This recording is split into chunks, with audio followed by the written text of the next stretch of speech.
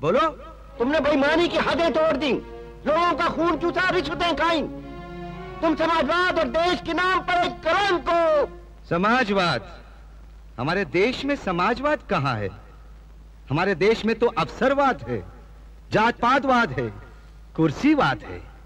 अरे समाजवाद तो तब आएगा जब आप अपने वोट की ताकत महसूस करेंगे।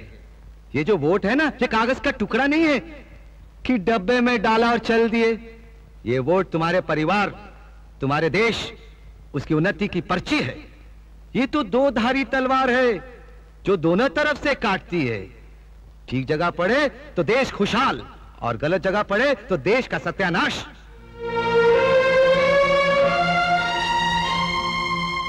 अरे भाइयों, हम तो आपसे एक सवाल पूछते हैं।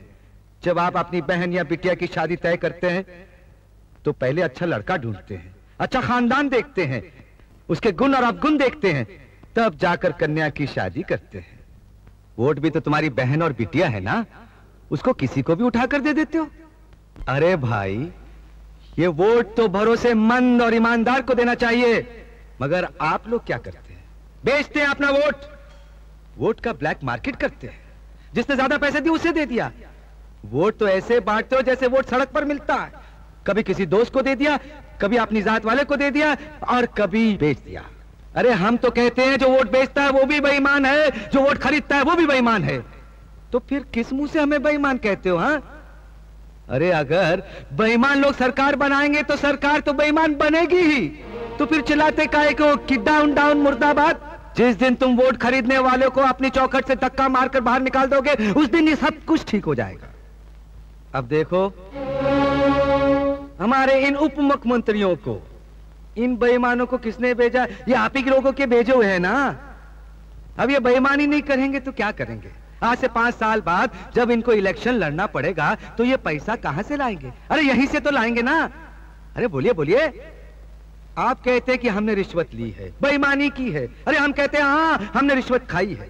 कोई कहता है 12 करोड़, कोई कहता है 15 करोड़, कोई 16। आप जानते हैं हमने कितना कमाया है? हाँ, 62 करोड़। 62 करोड़, 60 और 2। हाँ, अरे जरा सोचिए तो सही, अगर 6 महीने में हमने 62 करोड़ रुपया कमाया है तो हमसे पहले इतने लोगों ने इतने सालों में कितने करोड़ कमाए होंगे? हाँ? हिसाब लगा सकते हैं आप? अरे जब आप हमारा हिसाब नहीं लगा सके तो उन लोगों का हिसाब कैसे लगा सकते हैं? अरे हम तो कहते हैं उन लोगों से हिसाब मांगो, हम तुम्हारे साथ हैं, हम भी मिलकर हिसाब मांगेंगे। क्यों? क्योंकि अब हमें पता चल चुका है कि ये रुपया, ये पैसा कमाने का तरीका कौन से रास्ते से होता है। हाँ? बेईमानी का पैसा किस रास्ते से कमाया जाता है ये अब हमें पता चल चुका है। आप लोग कहते हैं कि हम बेईमान हैं। हाँ, आप क्या कहते हैं? आप धर्म के अवतार। आप क्या कहते हैं? आप न्याय के देवता हैं। आप क्या कहते हैं? आप ईमानदारी के पैगंबर हैं। कोई कहता है हम न्याय के देवता हैं, कोई कहता है कि हम धर्म के अवतार हैं, कोई कहता है ईमानदारी के पैगंबर हैं।